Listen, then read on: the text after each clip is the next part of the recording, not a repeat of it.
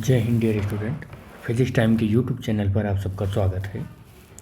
हम लोग आज लेक्चर 3 में जो टॉपिक करेंगे उस टॉपिक का नाम है a particle in a rigid one dimensional box infinite potential well. ये टॉपिक का नाम है जो हम लोग रिलेटिविटी एंड स्टैटिस्टिकल मैकेनिक्स में करने वाले हैं चैप्टर 6 के अंदर, जिसका नाम है ट्रांजिशन टू क्वांटम स्टैटिस्टिक्स। चलो स्टार्ट करते हैं और देखते हैं कि टॉपिक में क्या असल खेला हो रहा है। ठीक है बेटा, देखो सबसे पहले तो आप ये समझ लो कि पोटेंशियल बेल क्या होता है। पोटेंशियल बेल समझना आपके लिए बहुत कंपलसरी है। तो पोटेंशियल बेल फिजिक्स में किस तरीके से डिस्क्राइब है उस बात को समझते हैं। जैसे मान लो कि ये हमारी एक रिजिड वॉल है और ये इसकी ये है, ये एक रिजिड वाल है। इस तरीके से एक रिजिड वाल है। सपोज कर लो कि ये एक रिजिड वाल है। कहाँ तक ये वाल जा रही है? इन्फिनिटी तक। ये वाल इन्फिनिटी तक जा रही है। वाल की कंडीशन क्या है? ये वाल परफेक्टली रिजिड है, परफेक्टली रिजिड वाल है, इन्फिनिटी तक जा रहा है। ठीक है, और ये इन्फिनिटी हाइट तक जा रहा है। सारी चीज़ें हम मेंशन करके हुए चलेंगे।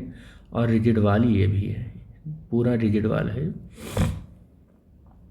ये रिजिड वाल हो गया। ठीक है, अच्छा एक बात और बता दें कि इसके अंदर जो पार्टिकल है वो पार्टिकल कैसा है? फ्री पार्टिकल है।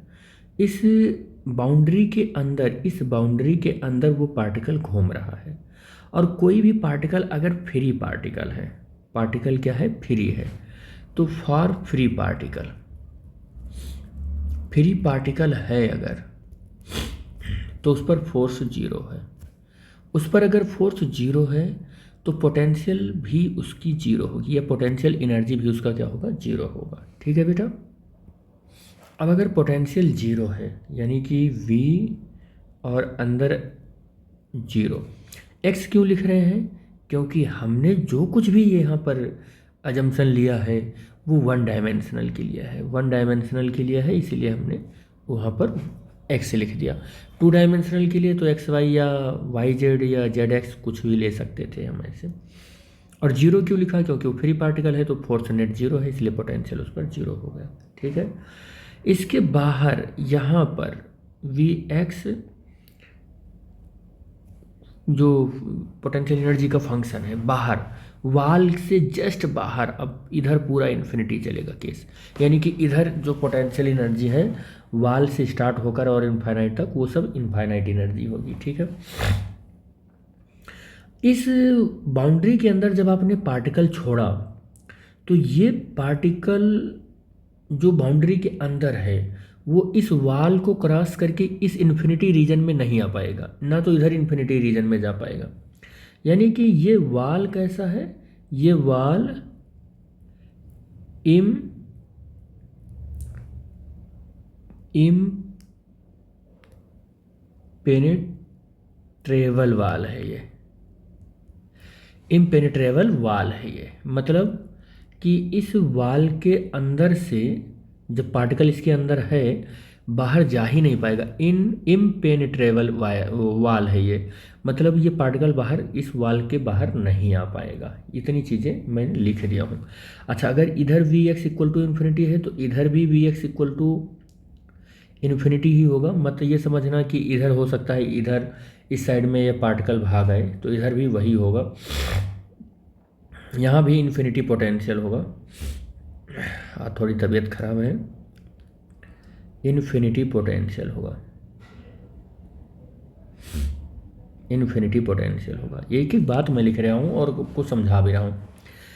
और मैं इसको थोड़ा सा और आगे एक्सटेंड ही कर लूँ तो आपको थोड़ा सा समझ में और आ जाएगा कि आप देख रहे हैं कि यहाँ पर x की जो वैल्यू है बहुत बड़ी हो गई है L से, और यहाँ पर जो आप देख रहे हैं कि x की जो वैल्यू है वो छोटी हो गई है 0 से, और यहाँ पर x की वैल्यू 0 है और यहाँ पर x की वैल्यू L है। हमने इस वाल का जो बाउंड्री है, इस बाउंड्री को आइडेंटिफाई कर दिया कि इधर चले जाएंगे तो x की वैल्यू इस यल से बहुत बड़ी हो जाएगी, इस l से बहुत बड़ी हो जाएगी, और इधर जाएंगे तो ये वैल्यू 0 से छोटी होती चली जाएगी। यानी कि हमने ये यहाँ पर इसकी बाउंड्री कंडीशन मान ली कि हमारी जो वाल है वो x=0 से x=l तक ही है, ये हमने मान लिया। अब जो हमने माना है ना वो सब पॉइंट टू पॉइंट हम लिखते हैं और लिख कर देखते हैं कि क्या क्या चीज़ें हमें समझ में आई हैं। तो let a particle B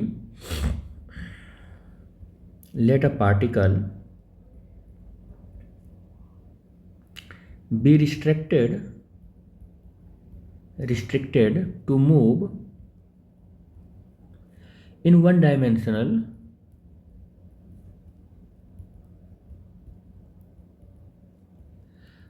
dimensional मत लिखो, one dimension within a certain region,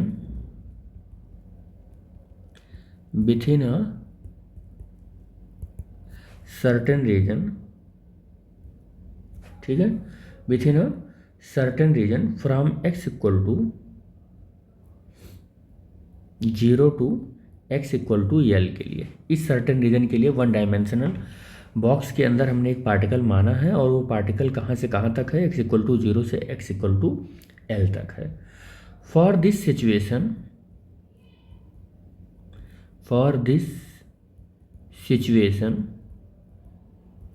B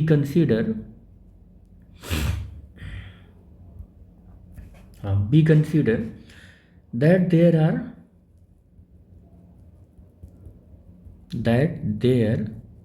are impenetrable wall of the infinity height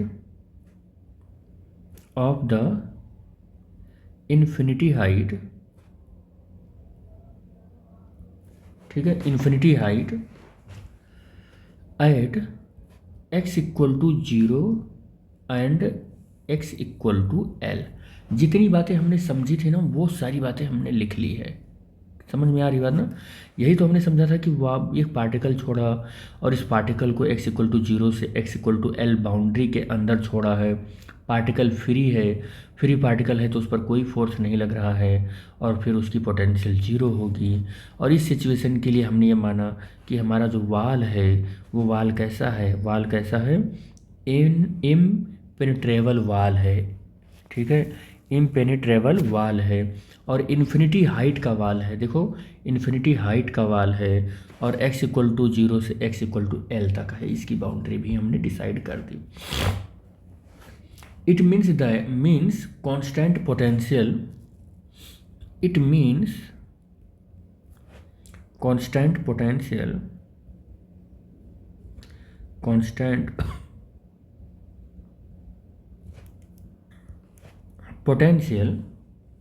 in a particular region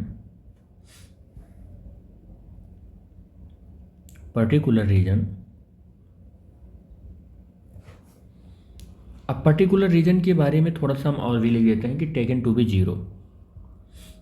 particular region का मतलब आप समझ गए कि टेकन टू बी 0 का मतलब यहाँ पर जहाँ जितने दूर भर में पोटेंशियल एनर्जी उसकी 0 है उतने दूर भर की हम बात कर रहे हैं, वो कि पर्टिकुलर रीजन है वो, ठीक है। एंड बाउंडेड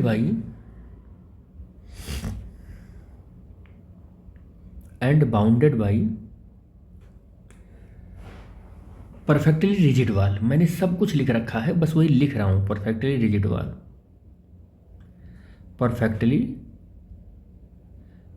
वाल कि पार्टिकल कहाँ पर बाउंडेड है, परफेक्टली रिजिड वाल के अंदर। और यहाँ पर जो वाल है वो इम्पेनिट्रेबल वाल है, इसके बाहर उसकी पार्टिकल की एनर्जी इनफाइनाइट है, इधर भी इनफाइनाइट है, लेकिन अंदर में वो फ्री पार्टिकल है तो रिस्ट्रिक्टेड पार्टिकल है, उसकी पोटेंशियल 0 है, उस पर लगा हुआ नेट फोर्स 0 है, ठीक है। और अगर आप ये सारी चीज़ें देख रहे हैं कि वो रिजिड वाल है ऑफ द इन्फिनिटी पोटेंशियल तो they are 2 type of potential. तो फिर आपको पता होना चाहिए कि 2 तरीके का पोटेंशियल होता है, ठीक है। तो they are two type of potential, two type of potential, type of potential, दो तरीके का पोटेंशियल होता है। बेसिकली आप जानते ही हैं इतना। नंबर एक जो होता है वो कौन सा होता है, नंबर एक, और ये नंबर दो, दो तरीके का पोटेंशियल होता है। नंबर एक पोटेंशियल है symmetrical, symmetric potential, potential well ऐसा बोलें तो ज़्यादा ठीक रहेगा। और नंबर दो जो होता है असिमेट्रिक,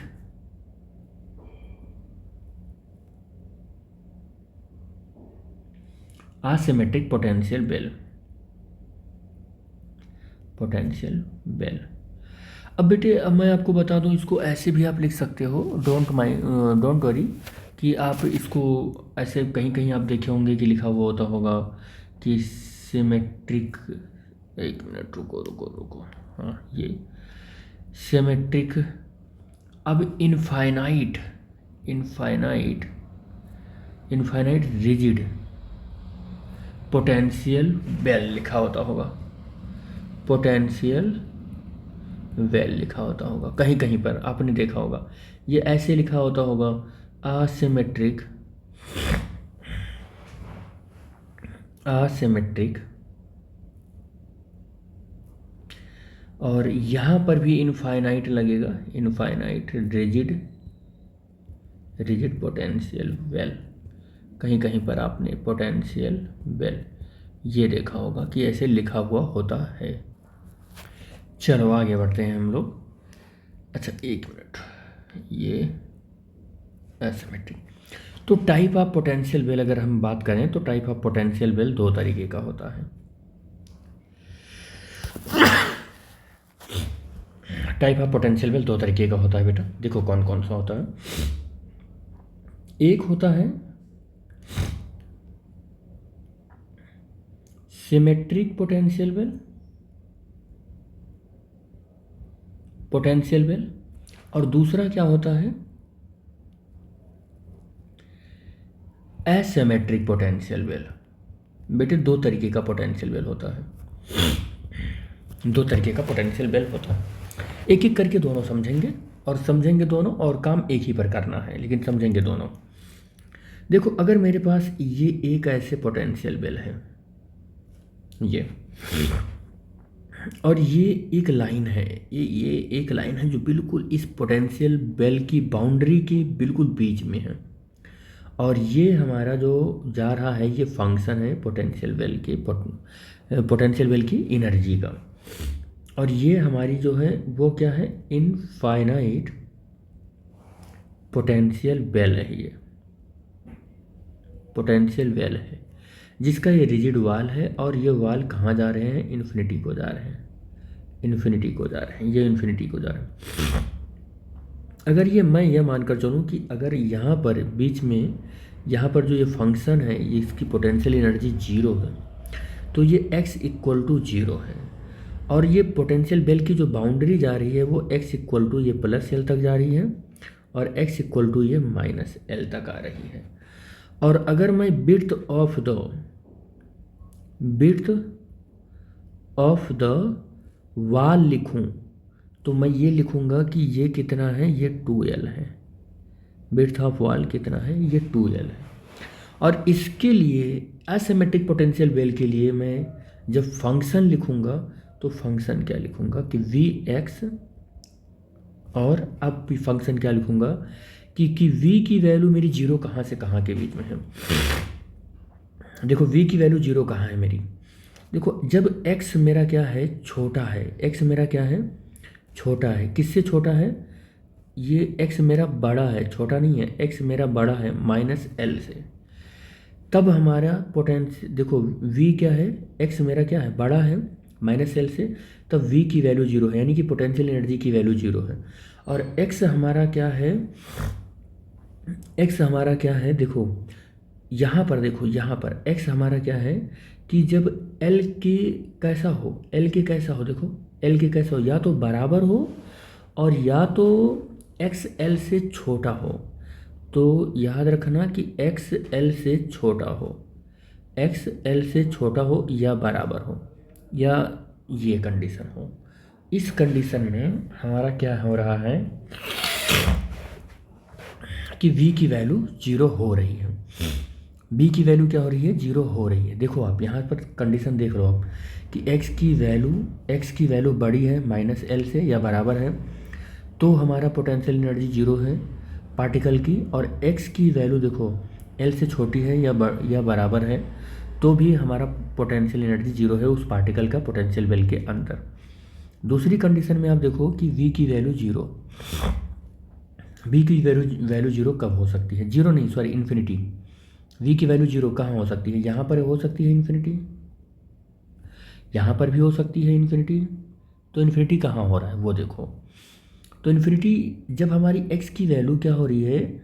x की वैल्यू देखो, x की वैल्यू हमारी छोटी हो रही है। किससे छोटी हो रही है x की वैल्यू? वो -L से छोटी हो रही है।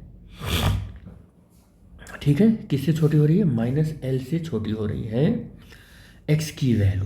ठीक है, और कहाँ पर? इधर इस साइड में कहाँ पर हो रही है? जब x की वैल्यू हमारी बड़ी हो रही है। किससे बड़ी हो रही है?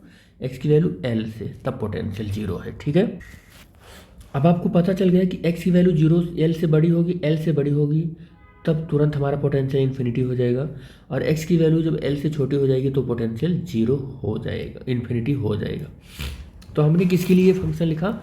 एसिमेट्रिक पोटेंशियल बेल के लिए फंक्शन लिखा। ठीक इसी तरीके से हम एक सिमेट्रिक बेल के लिए पोटेंशियल लिखते हैं।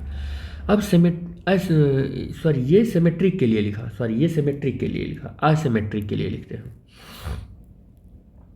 असिमेट्रिक के लिए लिखते हैं। ये हमारे पास एक पोटेंशियल बेल है।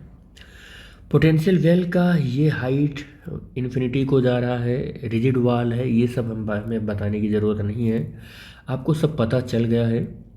और ये असिमेट्रिक है।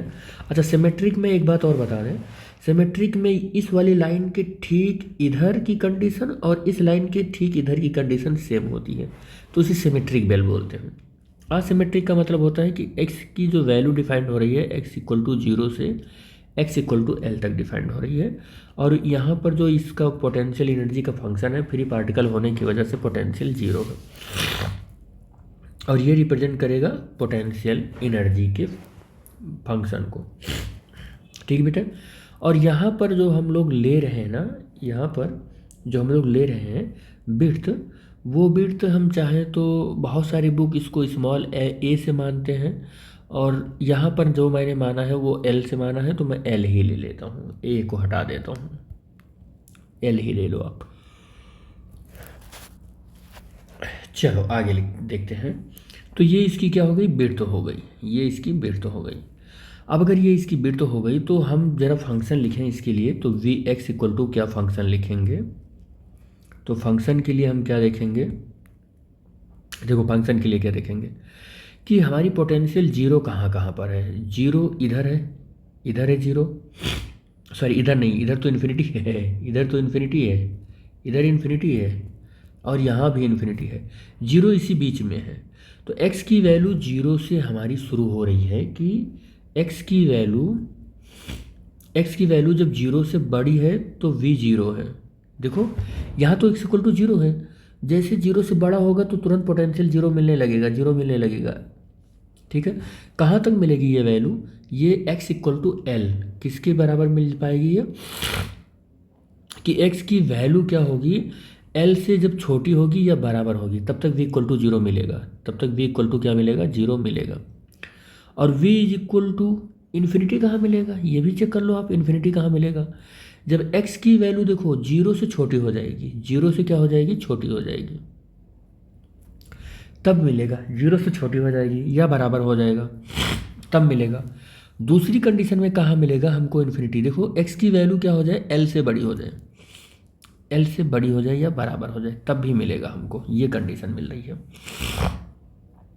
ठीक बेटे, तो ये कंडीशन पर हमको क्या मिल रही है? पोटेंशियल एनर्जी की वैल्यू इन्फिनिटी मिल रही है। देखो ये इन्फिनिटी मिल रही है। लेकिन हमने तो ये समझ लिया यहाँ पर कि कितने टाइप का पोटेंशियल बेल होता है, लेकिन हमें इस हेडिंग के अंदर जो मेरी आज की हेडिंग है, हेडिंग ये है कि किसी पार्टिकल को, फ्री पार्टिकल को छोड़ रखा है किसी रिजिड 1 डायमेंशनल बॉक्स के अंदर, तो ये पूरी जो हमें सेटिंग करनी है इस हेडिंग की, वो हमें ना तो दोनों लेकर चलना है, दोनों लेकर तो नहीं चलना है, किसी एक पर ही पूरी सेटिंग करनी है, और उसका नाम है असिमेट्रिकल पोटेंशियल बेल। क्या नाम है उसका? Asymmetrical potential well. हमें इस वाले प्रोसेस पे काम करना है आज। तो इस वाले प्रोसेस पे काम करना है तो लग जाओ फिर, ठीक है। तो हम क्या करेंगे, आगे की सारे हाइपोथेसिस असिमेट्रिकल पोटेंशियल बेल पर देखेंगे, ठीक है। तो हम यहाँ पर क्या करने वाले हैं, असिमेट्रिकल पोटेंशियल बेल पर काम करेंगे।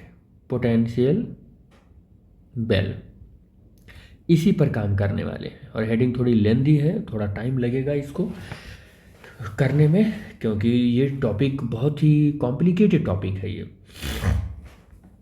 अब इसको काम करने के लिए हमें श्रोडिंगर इक्वेशन मालूम होना चाहिए। तो हम द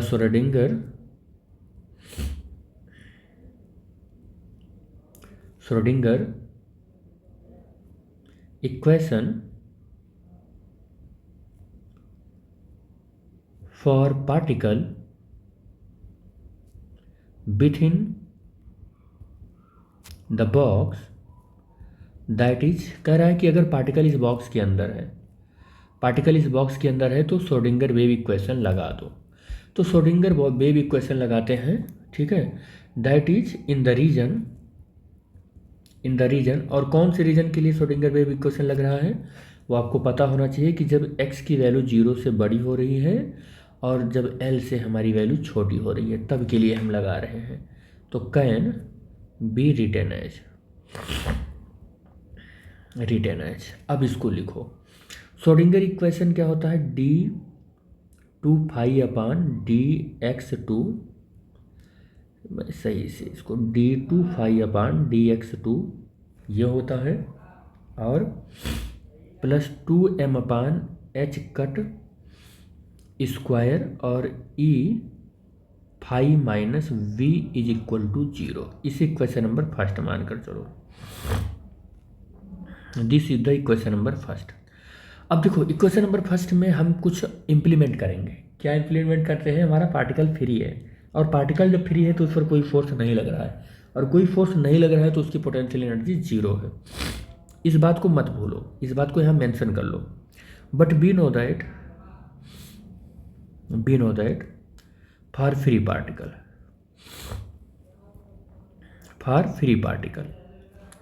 अब फ्री पार्टिकल के लिए क्या करोगे आप कि there are no force act on that particle, there are no force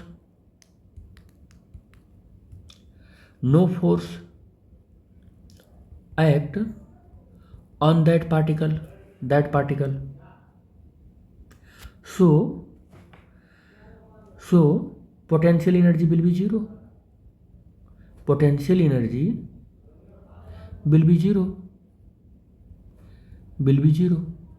अब अगर पोटेंशियल एनर्जी 0 हो गई तो ये वैल्यू इस इक्वेशन में पुट करो, इक्वेशन नंबर 1 में पुट करो। अब अगर ये वैल्यू इक्वेशन नंबर 1 में पुट करोगे तो this equation will becomes d2 phi upon dx2। Schrodinger equation देखो कैसे मॉडिफाई हो रहा है, 2m अपान h कट हो स्क्वायर और e और ये फाई आ जाएगा, इसकी वैल्यू हमने 0 रख दी, तो इस तरीके से ये इक्वेशन आ जाएगा। इसे इक्वेशन नंबर 2 मान लो आप। This is the equation number 2, ये इक्वेशन नंबर 2 हो गया जी, ठीक है। और भी हमें तो कुछ इन्फॉर्मेशन मालूम है, बाउंड्री कंडीशन भी तो मालूम है। देखो बाउंड्री कंडीशन हमने लिख रखी है, ये बाउंड्री कंडीशन भी तो मालूम है हमको, ये भी तो मालूम है, तो इस पर भी कुछ काम कर लेते हैं। We know that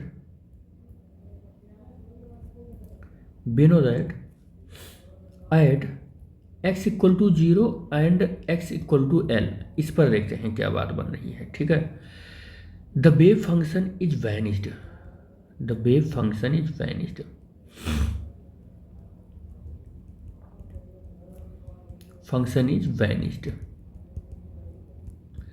x equal to, अगर यहाँ पर देखें x इक्वल टू 0 पर और x इक्वल टू l पर वेव फंक्शन कह रहा है वैनिस्ड हो जा रहा है। तो वैनिस्ड हो रहा है तो क्यों हो रहा है ये भी आपको पता होना चाहिए, because Vx is equal to 0 और अगर ये V X equal to zero है, V X equal to zero है, तो बताने की क्या कोशिश कर रहा है उस पर हम लोग अगर चर्चा करें तो ये बताने की कोशिश कर रहा है कि अगर ये वेव फंक्शन जीरो है इस बाउंड्री के अंदर और इसके बाहर पूरी वैल्यू इन्फिनिटी हो जा रही है तो ये वेव फंक्शन वैनिश कर जा रहा है, यानी वेव फंक्शन वैनिश करने का मतलब इसकी वैल्यू जीरो आ जा रही है। तो ये अगर जीरो आ जा रही है तो इसका मतलब क्या हुआ? इसका मतलब ये हुआ कि it means that particles is not available in side the potential well. इसका यही मतलब हो गया। तो मैं लिख देता हूँ means that particle is not available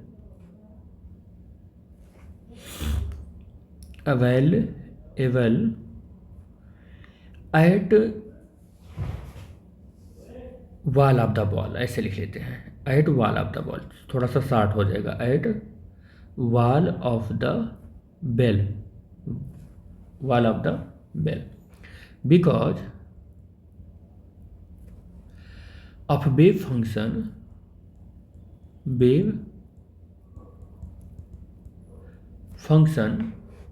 is zero. यहाँ से पता चल गया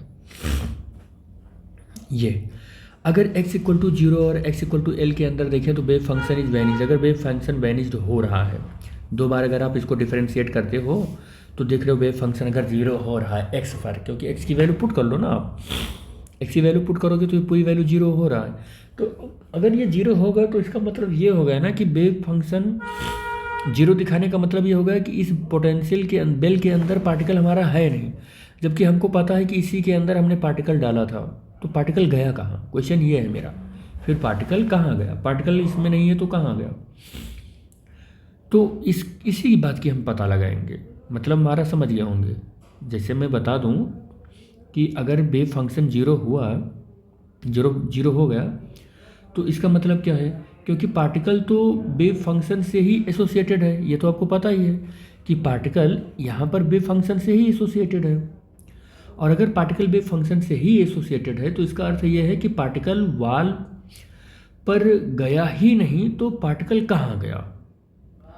अगर पार्टिकल कहाँ गया ये पता करना है तो फिर आपको वेव फंक्शन जीरो तो लाना ही नहीं होगा, वेव फंक्शन की कुछ वैल्यू होनी चाहिए। तो पार्टिकल कहाँ गया ये पता करेंगे।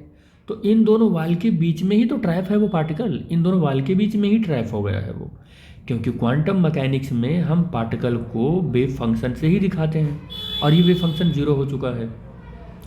यहाँ पर हम श्रोडिंगर इक्वेशन हमने स्पेस डिपेंडेंट लिया है, ये भी आपको पता है कि यहाँ पर श्रोडिंगर इक्वेशन हमने स्पेस डिपेंडेंट लिया है, ना कि टाइम डिपेंडेंट लिया है, क्योंकि पोटेंशियल को देखने से लग रहा है कि यह केवल स्पेस का फंक्शन है, इसलिए हमने श्रोडिंगर इक्वेशन का टाइम डिपेंडेंट इक्वेशन लिया ही नहीं। और यह जो इक्वेशन है ये इक्वेशन वन डायमेंशनल इक्वेशन है, जैसा कि हमने हेडिंग में पहले ही लिख रखा है कि पूरा का पूरा ये इक्वेशन कैसा है? टाइम डिपेंडेंट है, वन डायमेंशनल इक्वेशन है। यहाँ पर देखो, हमें ऐसा श्रोडिंगर इक्वेशन ही लेना है कि वन डायमेंशनल हो और टाइम इंडिपेंडेंट हो, वो स्पेस डिपेंडेंट हो, फंक्शन हमारा जो वेव का हो वो ऐसा लेना है हमको, ठीक है। तो ये सारा अजम्पशन हमको लेके चलना है अपना, ये सारा अजम्पशन हमको लेके चलना है अपना, ठीक है बेटा। चलो आगे बात करते हैं, ठीक। तो अगर ये सारा अजम्पशन लेके चलना है तो हम कुछ चीज़ें मान लें। Let 2m/h cut is equal to alpha square मानो, और अगर ये आपने माना है तो अल्फ़ा इज इक्वल टू क्या मिलेगा हमको? यहाँ से मिलेगा हमको 2m/h कट, ये मिल जाएगा हमको। और अगर ये ऐसा मिल जा रहा है तो अब आप क्या करोगे? देखो ये वेव का इक्वेशन है, ये वैल्यू आपने मान रखा है, ये वैल्यू आपने मान रखा है। अब 2m और e/h कट, और ये पूरी वैल्यू आपने, ये देखो थोड़ा सा क्या है, h कट का स्क्वायर है, ठीक है। h कट का क्या है? स्क्वायर। देखो h कट का स्क्वायर है, यहाँ छूट गया था, ये h कट का स्क्वायर है। आप फिर इसको ऐसा लिखो, आप इसको ऐसे लिखो, ऐसे कि अंडर रूट 2m तो रहेगा अंडर रूट में और एच कट बाहर आ जाएगा, एच कट बाहर आ जाएगा। तो आप वेव इक्वेशन लिखना चाह रहे हो, ये देखो ये वेव इक्वेशन लिखना चाह रहे हो, इस वेव इक्वेशन को लिखो। आप कैसे लिख पाओगे? देखो आप इसको लिखना चाह रहे हो तो लिख लो D phi upon D X two और प्लस अल्फा स्क्वायर और फाई इक्वल टू 0 लिख लो। ये इक्वेशन बन जाएगा, बड़े आराम से इक्वेशन बन जाएगा। इस इक्वेशन नंबर 3 कह दो आप, ठीक है, इस इक्वेशन नंबर 3 कह दो और देख लो आप, ये H2H अपन एच कट और ई की जगह पर हमने अल्फा स्क्वायर इंट्रोड्यूस करा दिया, अल्फा स्क्वायर इंट्रोड्यूस करा दिया, बस और कुछ नहीं किया है। इस इक्वेशन का एक स्पेशल नेम है, इसका स्पेशल नेम क्या है बता सकते हो आप? This is second order differential equation, differential equation of Schrodinger wave equation of the space dependent, यही बोलते हैं। This is the differential second order of differential equation. बस यहाँ तक लिखो, आप बाकी ऐड कर लेना। नाउ सॉल्विंग, अब इसको सॉल्व करो। Now solving this equation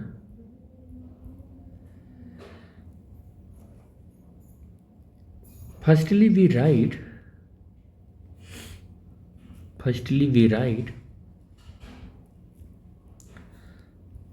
auxiliary equation. तो हम पहले ये काम करेंगे,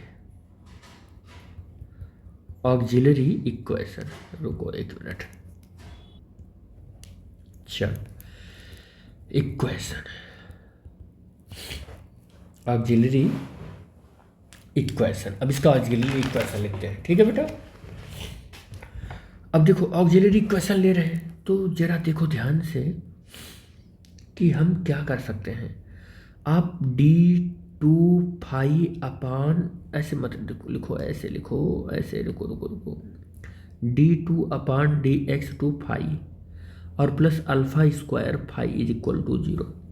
इसको ऑक्सिलरी इक्वेशन बनाना है, थोड़ा सा हमें काम भी बनाना है। देखो ये हमारा क्या हो गया, ये हम इसको m लिख रहे हैं तो ये m स्क्वायर हो गया, फाई कॉमन करके उधर भेज दिया 0 हो गया, और ये क्या हो गया अल्फा स्क्वायर हो गया, और ये इक्वल टू क्या हो गया 0 हो गया, अल्फा इक्वल टू 0 हो गया। m इक्वल टू क्या आएगा बोलो, m इक्वल टू क्या आएगा m square equal to minus alpha square, m equal to क्या आएगा ये बोलो। तो ये क्या आ जाएगा, आप बहुत अच्छे तरीके से जानते हैं कि ये प्लस माइनस आई अल्फा आ जाएगा। इसको आप सॉल्व करोगे तो मतलब ऐसा इक्वेशन आएगा कि जो कॉम्प्लेक्स फॉर्म में हो, ऐसा ही इक्वेशन आएगा, यानी कि m is equal two plus minus I alpha. तो इस तरीके से, इसीलिए तो मैंने बोला ना इसका ऑक्सिलरी इक्वेशन लिखना है हमको, यानी कि इमेजिनरी रूट आ रहे हैं। आप ऐसे लिख सकते हो, इमेजिनरी रूट आ रहे हैं, इमेजिनरी रूट आ रहे हैं, ठीक है। अब अगर ऐसे इमेजिनरी रूट आ रहे हैं तो कैसे सॉल्व करोगे इसको, तो आगे भी हम इसके प्रोसेस को बढ़ाते हैं। Whenever root of the auxiliary equation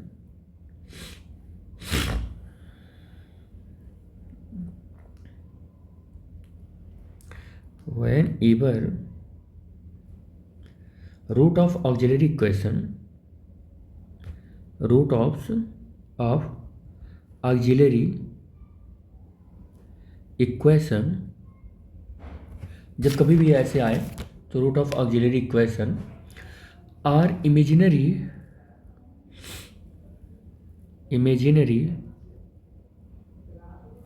then the, अब सॉल्यूशन क्या होगा बोलो, then the solution of differential equation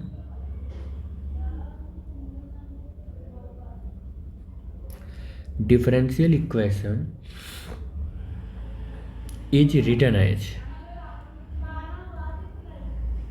ठीक है, इज रिटन एज। कैसे लिखोगे आप बताओ, इसका डिफरेंशियल इक्वेशन लिखना, देखो कैसे लिखना है, ध्यान से देखना। देखो बेटे, इमेजिनरी रूट का इक्वेशन आपको लिखना है, इमेजिनरी रूट का इक्वेशन लिखना है। अगर आप इसका लिखना चाहते हो ना, तो आप कोई कांस्टेंट मान लो इसको भी एम ही मान लो, तो आप इसको लिखना चाहते हो तो के प्लस माइनस आई बीटा, कॉम्प्लेक्स फॉर्म में ऐसे इक्वेशन मानते हैं। समझ पा रहे हो बात आप? आई क्या है? एक इंटीजर है, ठीक है। बीटा और के ये सब एक कांस्टेंट है, ये आपको पता ही होगा। और इस ऐसे इक्वेशन का सॉल्यूशन क्या लिखते हो ये बताओ। तो इसका सॉल्यूशन क्या हो जाता है? इसका सॉल्यूशन हो जाता है y is equal to E to the power, और ये हो जाता है के एक्स और ए साइन बीटा एक्स और प्लस और बी कॉस बीटा एक्स। ये इस इक्वेशन का सॉल्यूशन हो जाता है। इस इक्वेशन का क्या हो जाता है? ये सॉल्यूशन हो जाता है, ठीक है बेटा। अब सिंपली इक्वेशन नंबर 4 को आप देखो, इक्वेशन नंबर 4 को, तो अब अगर थोड़ा सा इक्वेशन नंबर 4 को हम एक्सटेंड करें तो थोड़ा कैसे एक्सटेंड कर सकते हैं? देखो m is equal to 0 plus minus I alpha, ऐसे लिख सकते हैं। अब थोड़ा सा कंपेयर कर लो इस इक्वेशन का इसके साथ कंपेयर कर लो, तो आपको k इज इक्वल टू 0 मिल गया और बीटा इज इक्वल टू क्या मिल गया आपको? Beta is equal to alpha मिल गया। On comparing the equation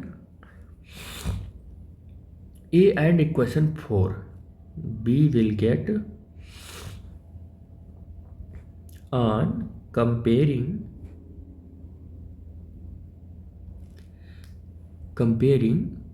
equation 4 and A, इसको कंपेयर किया तो जाके मिला k इज इक्वल टू 0 मिला और beta is equal to alpha मिला। ये वैल्यू मिल गई हमको, ये वैल्यू मिल गई हमको, ठीक है बेटा। एक मिनट, ये वैल्यू मिला और ये वैल्यू मिला, दोनों वैल्यू को हम ध्यान में रखेंगे, ठीक है। इन दोनों वैल्यू को इस इक्वेशन के सॉल्यूशन के साथ आप क्या करो? मैच करो, यानी ये वैल्यू पुट कर दो इस इक्वेशन के सॉल्यूशन में। अगर इस इक्वेशन के सॉल्यूशन में हम पुट करते हैं तो ये इस वाले इक्वेशन का सॉल्यूशन है और ये y रिप्रेजेंट कर रहा है, और इस इक्वेशन के फंक्शन को कौन रिप्रेजेंट कर रहा था? फाई। कौन रिप्रेजेंट कर रहा था? फाई। तो हम यहाँ से फाई एक्स लेंगे, क्या लेंगे? फाई एक्स लेंगे, ठीक है, जो इक्वेशन है। और is equal to E to the power, देखो के एक्स है, के की वैल्यू 0 है और ये एक्स है, और ये ए और ये साइन, और फिर क्या हो जाएगा? बीटा की वैल्यू अल्फ़ा है तो ये अल्फ़ा एक्स हो जाएगा और बी हो जाएगा, और फिर क्या हो जाएगा? बी और कॉस और बीटा की जगह पर अल्फ़ा वैल्यू आ गई है तो अल्फ़ा एक्स, और ई टू दी पावर 0 एक्स का मतलब है ई टू दी पावर 0 और इसकी वैल्यू 1 हो जाएगी। यानी कि five X is equal to क्या मिलेगा? A sine alpha x plus B cos alpha X, ये वैल्यू मिल जाएगी हमको, ठीक है। इसी क्वेश्चन नंबर कुछ मान लो यार, इसी क्वेश्चन नंबर क्या मान लें? इसी क्वेश्चन नंबर 5 मान लेते हैं। This is the question number 5। अब हम लोग क्या करते हैं? Now we are applying the boundary condition. Now we are applying boundary condition. Boundary condition क्या है ये इस पर हम लोग ध्यान देते हैं। बाउंड्री कंडीशन क्या है था? तो बाउंड्री कंडीशन 2 है अपने पास। पहला क्या है कि फाइव एक्स की वैल्यू 0 है एट एक्स इक्वल टू 0 पर, और दूसरा क्या है कि फाइव एक्स की वैल्यू 0 है at X equal to L पर भी। ये बाउंड्री कंडीशन है अपनी। अब इक्वेशन नंबर 5 में ये सारी वैल्यू रखकर सेटिस्फाई करो फ्रॉम इक्वेशन 5। अब फ्रॉम इक्वेशन 5 से देखो जरा, तो 5x की वैल्यू 0 रखो और a हो जाएगा, और साइन अल्फ़ा x की वैल्यू 0 है और प्लस b और कॉस अल्फ़ा x की वैल्यू 0 है। रखो आप, यही तो रखोगे आप। अब आपको यहाँ से क्या करना होगा? ये 0 मिल गया, ये 0 मिल गया, और b इंटू जीरो मिल गया, यही तो मिलेगा, और b into zero equal to zero और v is equal to zero, ये वैल्यू b की मिल गई। ध्यान से देखना है, v की वैल्यू जीरो मिल गई, ठीक है। अब अगर b की वैल्यू जीरो मिल गई आपको और a की वैल्यू आपको पहले से, a की वैल्यू भी आपको कैलकुलेट करना होगा, a की वैल्यू भी कैलकुलेट करना होगा क्योंकि अभी हमने सोचा कैलकुलेट कर लिए हैं। फिर से इस उसी क्वेश्चन में five X is equal to क्या था, a साइन अल्फ़ा एक्स और प्लस b और कॉस अल्फ़ा एक्स। इसमें अब फिर से ये वैल्यू रखो, अब ये वैल्यू रखो तो ये जीरो हो गया, और a और साइन अल्फ़ा एक्स की वैल्यू जीरो रखो। x की वैल्यू क्या रखना है, x की वैल्यू की बार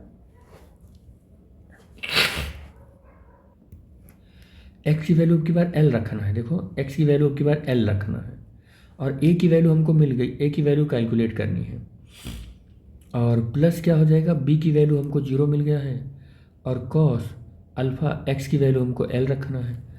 तो अब देखो क्या हो जाएगा, a sine alpha l is equal to, ये जीरो मिल गया हमको, ठीक है, ये जीरो मिल गया हमको, ये जीरो से मल्टीप्लाई होगा तो ये टर्म पूरा जीरो हो जाएगा, ये जीरो है ही है।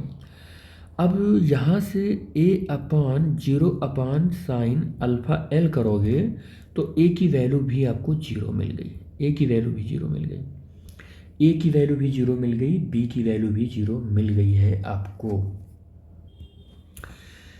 थोड़ा सा इस इक्वेशन को और हम गौर करेंगे सेकंड बाउंड्री कंडीशन के लिए।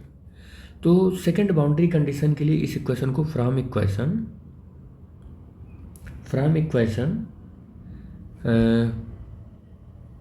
फिफ्थ अपने पास कहाँ है, फ्रॉम इक्वेशन फिफ्थ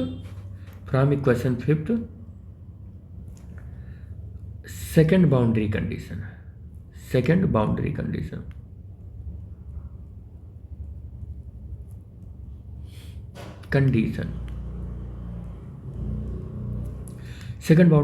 के लिए देखो, सेकंड बाउंड्री कंडीशन अपने पास क्या था, ये था सेकंड बाउंड्री कंडीशन कि फाइव एक्स की वैल्यू जीरो है, एक्स इक्वल टू एल पर, और ये वैल्यू जब आप पुट करते हो इसकी जगह पर जीरो रखते हो, और ये पूरी वैल्यू ऐसे रख लो, जीरो रखते हो, और a साइन अल्फ़ा और x और प्लस, और फिर क्या रखते हो, b और कॉस और अल्फ़ा x, और आपको पता है कि x की वैल्यू किसके इक्वल है, x की वैल्यू किसके इक्वल है, l के इक्वल है, किसके इक्वल है, l के इक्वल है। तो आपको फिफ्थ इक्वेशन कुछ इस तरीके का इक्वेशन दे देगा, क्या दे देगा, five X is equal to zero is equal to a sine alpha l और plus b cos alpha l। ये कुछ इस तरीके से इक्वेशन देगा। इसे एक नया इक्वेशन भी मानकर चलो, क्योंकि इससे थोड़ा सा हमें काम बनाना है। इक्वेशन नंबर 6 मान लेते हैं इसको। अब देखो बेटे, हमें a की वैल्यू भी जीरो मिल गई है और b की वैल्यू भी जीरो मिल गई है, इससे पहले हमने कैलकुलेट कर लिया है। यहाँ b की वैल्यू जीरो और a की वैल्यू जीरो मिल गई है, और इसकी वैल्यू जीरो मिली है, और five x equal to zero मिला है।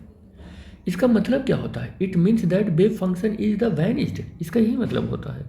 It means that wave function is vanished, wave function is vanished. और अगर वेव फंक्शन वैनिस्ड हो गया तो इसका मतलब क्या है कि पार्टिकल है ही नहीं इस रेंज के अंदर, पार्टिकल इस रेंज के अंदर है नहीं। जो हमने रेंज लिया है x इक्वल टू जीरो और x इक्वल टू एल, ये रेंज के अंदर पार्टिकल नहीं है, यहाँ पर पार्टिकल है नहीं।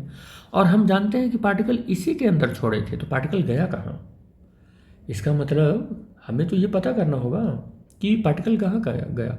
अगर वेव फंक्शन वैनिश हो रहा है तो वेव फंक्शन वैनिश होने का मतलब है कि पार्टिकल इस वेव फंक्शन के अंदर है नहीं, यानी कि मतलब इस बाउंड्री के अंदर पार्टिकल है नहीं, और वेव फंक्शन वैनिश का यही मतलब हुआ। और इसका एक मतलब और भी हो सकता है कि वैल्यू एक्सेप्टेबल नहीं है। तो हम इतना तो जानते हैं कि इस बाउंड्री के अंदर हमने पार्टिकल छोड़ा था, तो पार्टिकल तो इसी के अंदर है, तो वेव फंक्शन वैनिश होने का यह मतलब तो नहीं होगा कि पार्टिकल इसमें नहीं है, पार्टिकल तो इसी में है। तो इसका यह मतलब हो सकता है कि this value is not acceptable, ये वैल्यू एक्सेप्टेबल नहीं है। हमें इसकी कोई नई वैल्यू निकालनी पड़ेगी। समझ गई बात ना? इट इज़ नॉट एक्सेप्टेबल, ये value it is equal to 0 and b is equal to 0 is not or not acceptable, or not acceptable, acceptable, ये इसका मतलब हुआ। क्योंकि पार्टिकल तो हम इसी बाउंड्री के अंदर डाले हैं, तो पार्टिकल तो इसमें होना चाहिए, लेकिन पार्टिकल नहीं है, तो इसका मतलब यही हो गया कि ये वैल्यू ही नहीं एक्सेप्टेबल है, क्योंकि इसी वजह से हमारा वेव फंक्शन वैनिश कर रहा है, ये वैल्यू ही नहीं एक्सेप्टेबल है। तो कोई नई वैल्यू पता करो इसकी। तो नई वैल्यू पता करने के लिए 10 from equation 6, 10 from equation 6, equation 6। अब इक्वेशन 6 से काम चलाओ। क्या है इक्वेशन 6 में? ये इक्वेशन 0 होना है, ये इक्वेशन 0 होना है, ये 0 आ भी रहा है, बट a की वैल्यू 0 भी नहीं लेना है और b की वैल्यू 0 भी नहीं लेना है। तो इस प्रॉब्लम का सॉल्यूशन मतलब तो नहीं है, तो फिर क्या करें? कोई दूसरा केस लगाएं? दूसरा केस ही लगाना पड़ेगा, क्योंकि a और 0, a 0 और b 0 की वैल्यू पर फंक्शन 0 आ जा रहा है और पार्टिकल नहीं है इस बॉक्स के अंदर। ये इस बात को एक्सप्लेन कर रहा है, जबकि ये बात सही ही नहीं है। इस बॉक्स के अंदर हमने पार्टिकल डाला था, फिर ये हम इस बात पर एक्सप्लेनेशन स्टार्ट करेंगे कि a और b की वैल्यू 0 ही एक्सेप्टेबल नहीं है। अगर ये बात रिप्रेजेंट कर रहा है कि ये इसकी वैल्यू 0 नहीं हो सकती है, बे फंक्शन वैनिश नहीं हो सकता है, और ये दोनों 0 होने पर ही वह बे फंक्शन 0 हो रहा है, तो इसकी कुछ और वैल्यू सर्च करते हैं। तो अगर हम देखें, ज़रा ध्यान करें, तो साइन अल्फ़ा एल, एक्स नहीं है, एक्स की वैल्यू तो हमने रख ही लिया है, sine alpha l equal to, अगर हम कॉस अल्फ़ा एल कर दें, अगर ऐसा कर दें थोड़ी देर के लिए, मानो कि ऐसा हम कर दें, तो कि sine alpha l is equal to cos alpha l कर दें, तो sine alpha l equal to cos alpha l को इक्वल रखते ही मैथमेटिक्स की हिस्ट्री में आज तक ऐसा हुआ ही नहीं, फिर वो पूरे के पूरे मैथमेटिक्स के लॉ का वायलेंस हो जाएगा, क्योंकि अभी तक ऐसा पॉसिबल ही नहीं हुआ है कि किसी सेम एंगल के लिए sign alpha L cos alpha L के इक्वल हो जाए।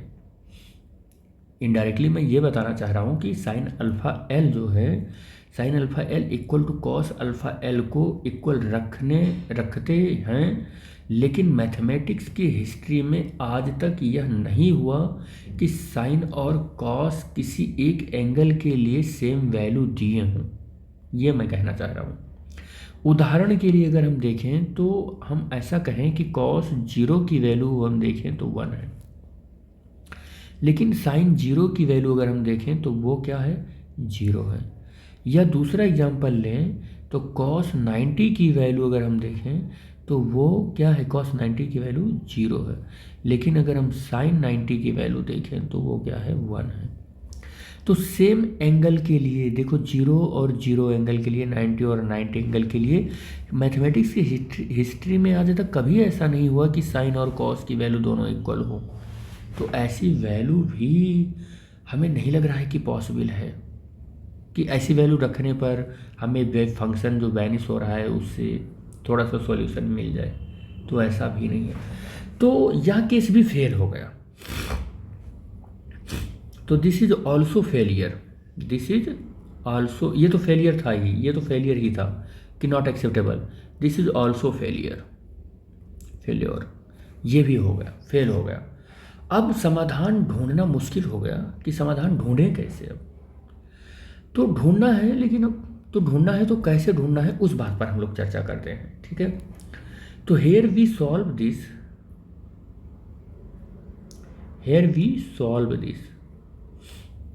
अगर हम इसको सॉल्व करें, this problem in 2 classes, 2 classes में हम इसको सॉल्व करें। पहला क्लास हम ये मानकर चलते हैं कि a की वैल्यू 0 रखें एंड कॉस अल्फ़ा एल की वैल्यू 0 रखें, और दूसरा क्लास हम ये मानकर चलें कि b की वैल्यू 0 रखें और फंक्शन में, और साइन अल्फ़ा एल की वैल्यू 0 रखें, हम ये मानकर चलते हैं। और ट्राई कर लेते हैं कि वेव फंक्शन वैनिश कर रहा है कि नहीं कर रहा है, ट्राई कर लेते हैं। तो solution for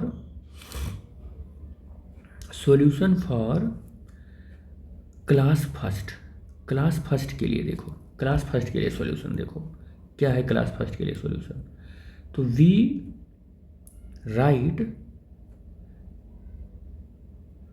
general form of first class के लिए जनरल फार्मूला लिखो। इक्वेशन देखो क्या होगा, इक्वेशन देखते हैं कि क्या हो जाता है। तो a इक्वल टू 0 और a इक्वल टू 0 रखने पर cos alpha l equal to 0 ये हो रहा है। तो कॉस अल्फा l की वैल्यू 0 कहाँ कहाँ पर मिलती है ये चेक करो। तो कॉस n पाई बाई 2 की वैल्यू पर 0 मिल जाती है, हर जगह 0 मिल जाती है, बशर्ते n की वैल्यू हम 1 3 5 7 9 11 dot dot dot odd integer रखें। बस ऑड इंटीजर रखें तो ये वैल्यू हमेशा 0 ही मिलती रहेगी। आप कोई भी वैल्यू रख कर देख लो, आप 1 रख लो, 1 तो n, आप जैसे 1 रखोगे n की वैल्यू 1 रखोगे तो पाई बाई 2 हो जाएगा, कॉस 90 की वैल्यू 0 आ जाएगी। 3 रखोगे तो 3 पाई बाई 2 हो जाएगा, तो ये कितना हो जाएगा 270 हो जाएगा, वैल्यू 0 आ जाएगी। तो ये हमेशा 0 मिल रही है। अब कॉस से कॉस को कैंसिल करो तो alpha l is equal to n pi by 2 मिल जाएगा। क्या मिल जाएगा, n पाई बाई 2 मिल जाएगा। और यहाँ से आप अल्फ़ा इक्वल टू सॉल्व करोगे तो n पाई बाई 2l मिल जाएगा। यहाँ पर एक सॉल्यूशन अल्फ़ा की वैल्यू हमको मिल गई, यहाँ से अल्फ़ा की वैल्यू हमको मिल गई। ठीक है, नाउ वेव फंक्शन अब देखें, अब वेव फंक्शन देख लें हम। Now wave function for the first class के लिए देखें अब। और फ्रॉम इक्वेशन 5 से, इक्वेशन 5 क्या था, फ्रॉम इक्वेशन 5 चलो 5 इक्वेशन ये कहाँ है, 5 इक्वेशन नंबर 5 ये देखो। अब यहाँ पर a और कॉस अल्फ़ा की वैल्यू रखना है, a की और कॉस अल्फ़ा की, अल्फ़ा x की वैल्यू रखना है। तो चलो रखते हैं। तो देखो 5x इक्वल टू क्या आ जाता है, तो 5x इज इक्वल टू क्या आने वाला है, a की वैल्यू 0 रखेंगे तो साइन और अल्फ़ा l रखना था हमको। अच्छा यहाँ पर x अभी लेना है, x और प्लस b की वैल्यू तो आई नहीं है, लेकिन कॉस अल्फ़ा और क्या लेना है, x रखना है। और ये फाई और x और ये वैल्यू पूरी 0 हो गई, b और कॉस अल्फ़ा और x होगा। अल्फ़ा की वैल्यू रखो आप, फाई और x हो गया और b एज इट इज रहेगा, और कॉस अल्फ़ा की वैल्यू हमने अभी कैलकुलेट किया था, कितना आया था, ये आया था ये value n pi upon 2l ये वैल्यू थी, और इनटू में ये वाला x हो गया, ये फंक्शन आ गया। और ये फंक्शन को हम इक्वेशन को ही मान लेते हैं, equation number 7 eigen function for class first है ये आप ऐसे लिख लो। आप eigen function for case first है, ये फर्स्ट केस का आइगन फंक्शन है ये।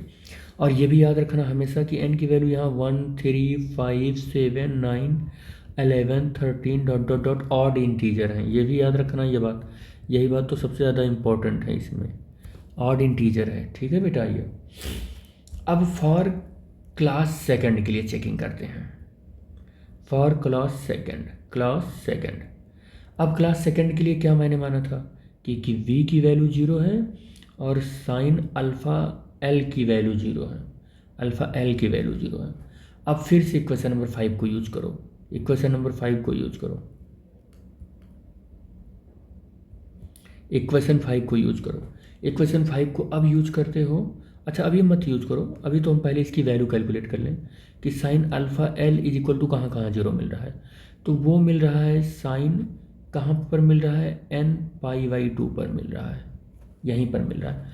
और जहाँ पर n की वैल्यू अब की बार हम देखो 2 4 6 और 8 ऐसी वैल्यू ले रहे हैं, यानी कि हम ये कह रहे हैं कि ये वैल्यू इवन इंटीजर है, इवन इंटीजर है। अब इवन इंटीजर का मतलब ये मैं ये कह रहा हूँ, अच्छा ये यहाँ पर जीरो मैं नहीं ले रहा हूँ, याद रखना, जीरो नहीं ले रहा हूँ। ये क्यों जीरो नहीं ले रहा हूँ, इसका आंसर भी टाइम के साथ आपको इस लेक्चर में ही मिल जाएगा कि जीरो नहीं ले रहा हूँ तो क्यों नहीं ले रहा हूँ। मैं यहाँ लिख देता हूँ, लेकिन जीरो नहीं लेना है, जीरो नहीं लेना है। क्यों नहीं लेना है, आगे इस लेक्चर में ही आंसर मिलेगा। जबकि आप जान रहे हो कि जीरो जीरो रखने पर भी मिल ही जाता है, साइन जीरो की वैल्यू भी जीरो ही होती है। तो ये जीरो देखो, साइन एक theta is equal to zero कहाँ कहाँ मिलेगा, n is equal to one, sorry zero और टू फोर सब रखने पर मिल जाएगा। लेकिन हमको जीरो नहीं लेना है, ये लेना ही नहीं है, नॉट एक्सेप्टेड, नॉट एक्सेप्टेड, ये लेना नहीं है। क्यों नहीं लेना है, इसी लेक्चर में आंसर देंगे आगे, लेकिन देंगे। अब आप देखो, साइन से साइन ये कैंसिल हो जाएगा और अल्फ़ा इज इक्वल टू आपको एन पाई बाई टू मिलेगा। अच्छा, यहाँ अल्फ़ा एल होना चाहिए, गड़बड़ हो रहा है यार, ये साइन अल्फ़ा एल, ये साइन से साइन कैंसिल हो गया, अल्फ़ा एल होगा। और alpha is equal to n pi by two l, ये मिल गया वैल्यू, ये वैल्यू मिल गई हमको, ठीक है। और याद रखना, एन की वैल्यू मैं फिर से यहाँ लिख देता हूँ, 2 4 6 और 8, और इवन इंटीजर लेना है, इंटीजर लेना है, ये इवन इंटीजर लेना है, ये वैल्यू, ठीक है। ये सेकंड क्लास के लिए आइगन फंक्शन बनाए अब इसको, ठीक ठीक है। तो eigen function for second class, for second class, second class के लिए आइगन फंक्शन बनाओगे तो फाई और ये x is equal to a sine alpha x plus b और कॉस अल्फ़ा एक्स है। तो फाई एक्स और एक sine alpha x as it is रहेगा और ये वैल्यू जीरो रहेगी और कॉस अल्फ़ा एक्स आ जाएगा। और phi x is equal to क्या मिलेगा, ए साइन अल्फ़ा एक्स। और अब आप वैल्यू रखो फाई यहाँ पर ए, और साइन अल्फ़ा की वैल्यू आपने निकाला है n pi by alpha, two l, two है ये, अल्फ़ा नहीं है, मैं तो टू खुद की राइटिंग नहीं समझ पाए, टू एल है और इंटू एक्स है, ठीक है। इस इक्वेशन नंबर कुछ मान लो भाई, कितना नंबर इक्वेशन बनेगा, ये कितना नंबर, इक्वेशन 7 तक बन गया है, इक्वेशन नंबर 8 बना लो इसको, इक्वेशन नंबर 8 बना लो आप इसको। और ये बात हमेशा याद रखना कि यहाँ n की वैल्यू जीरो छोड़ कर है, 2 4 और 6 8 डॉट डॉट डॉट, यहाँ पर इवन इंटीजर है, ये इवन इंटीजर है। फ्रॉम इक्वेशन 7 एंड 8 कंबाइंड, या आप ऐसे लिख लो, फ्रॉम इक्वेशन 7 एंड 8 कंबाइंड। अब कंबाइंड फॉर्म में लिखो इसको, कंबाइन करो इसको। जब कंबाइन करोगे तो फंक्शन क्या मिलेगा, five x equal to, function क्या मिलता है उस फंक्शन पर हम लोग विचार करते हैं, A sine N pi by two L और इंटू एक्स, ये फंक्शन मिला है। कब मिला है ये फंक्शन, ये फंक्शन हमको तब मिला है जब हमारी n की वैल्यू 2 है, 4 है, 6 है, 8 है, डॉट डॉट डॉट, ये वैल्यू मिली। और फाइव एक्स की वैल्यू हमको बी कॉस और n pi by two l into x मिला है। और ये वैल्यू कब मिली है, जब n की वैल्यू 1 है, 3 है, 5 है और 7 है, डॉट डॉट डॉट, ये है। ये सारे के सारे इवन इंटीजर हैं, ठीक है।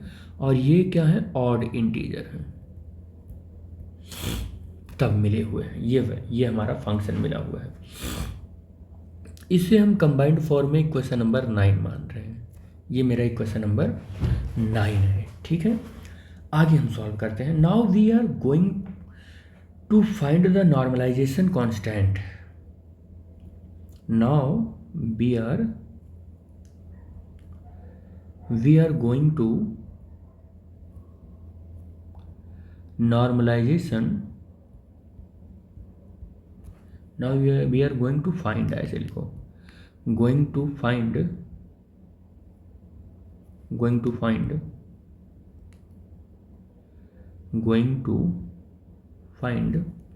normalization constant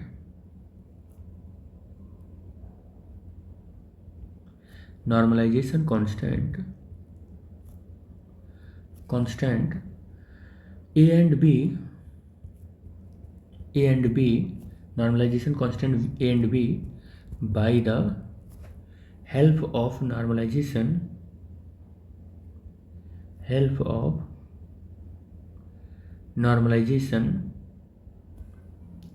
condition. चलो देखते हैं ए और बी की वैल्यू क्या होती है। तो हम इतना जानते हैं ये फार्मूला होता है नॉर्मलाइजेशन कंडीशन के लिए। नॉर्मलाइजेशन कांस्टेंट या कह सकते हैं कि ये जो एक सॉल्यूशन होता है वो होता है फाई स्टार और फाई, और ये होता है डी एक्स इक्वल टू 1। ये क्या होता है ऑल स्पेस। अगर मैं लिखूं, अगर ऑल स्पेस लिखूं तो यहाँ पर मुझे 3 लिखना पड़ेगा। यहाँ पर मुझे क्या लिखना पड़ेगा 3 और इंटू आर लिखना पड़ेगा। ये ऑल स्पेस के लिए है। लेकिन हमने शुरुआत में ही कहा कि मेरी हेडिंग जो चल रही है वो 1 डायमेंशनल के लिए है। तो 1 डायमेंशनल के लिए अगर मुझे लिखना है तो मैं इसको -∞ से +∞ तक लूँगा और फाई स्टार लूँगा और यहाँ फाई लूँगा और यहाँ पर डी एक्स इक्वल टू 1 लूँगा। अगर 2 स्पेस के लिए लिखना होता है तो d y d x d y या डी वाई डी जेड या डी जेड डी एक्स ले सकते थे। लेकिन 1 डायमेंशनल के लिए अब हम चाहे यहाँ डी एक्स लिख दें, चाहे डी वाई लिख दें, चाहे डी जेड लिख दें, एक स्पेस तो लिखना ही पड़ेगा। तो मैंने एक लिख दिया है यहाँ पर 1 डायमेंशन के लिए। हमने जो बाउंड्री कंडीशन ली है वो 0 से लेके +L तक है, और फाई स्टार की वैल्यू और फाई की वैल्यू हम दोनों यहाँ पर ऐसा कर सकते हैं कि हम, चलो ठीक है कर लेते हैं। देखो फाई और फाई स्टार की वैल्यू हमें देखनी है। देखो फाई की वैल्यू अगर हमारे पास कितनी है, फाई की वैल्यू मान लो हमारे पास ए साइन और n पाई x अपान कितना है 2l है, कितना है 2l है, ठीक है। ये फाई की वैल्यू है। तो फाई स्टार का मतलब एक बार क्या करना है, आप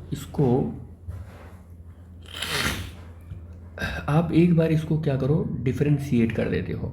लेकिन यहाँ पर हम 1 डायमेंशनल फॉर्म में ये सारा इक्वेशन यूज कर रहे हैं, तो डिफरेंशिएट करके सारी वैल्यू कांस्टेंट हो जाएगी और कांस्टेंट को 1 के टर्म में हम कैलकुलेट करेंगे। तो मैं ए साइन और n pi x upon 2l ये वैल्यू लिखूँगा फाई स्टार की जगह पर भी, और ए साइन और n pi x upon 2l इसकी जगह पर भी यही लिखूँगा, और dx ये वाली वैल्यू और इक्वल टू 1 लिखूँगा यहाँ पर, ठीक है। ये पूरी वैल्यू हमने कर दिया इसका। अब आप देखो a यहाँ भी है, a यहाँ भी है, दोनों कंडीशन में a है, तो मैं a का क्या करूँगा स्क्वायर कर लूँगा और बाहर कर लूँगा और 0 से +L तक आ जाऊँगा, 0 से +L। और फिर ये वैल्यू कितनी हो जाएगी ये भी आपको याद रखना है, ये हो जाएगा साइन स्क्वायर और n pi x upon 2l और ये dx हो जाएगा और इक्वल टू यहाँ पर कितना है 1 है। और ये याद रखना होगा कि यहाँ पर जो ये n है, ये n एक इवन इंटीजर है। साइन वाले केस में इवन इंटीजर होता है, या मैं ऐसा कह दूँ कि यह एक इवन फंक्शन है, और इवन फंक्शन को ऐसे ही लिखा जा सकता है, ठीक है, ऐसे ही लिखा जा सकता है। तो हम यहाँ पर आगे कर लेते हैं।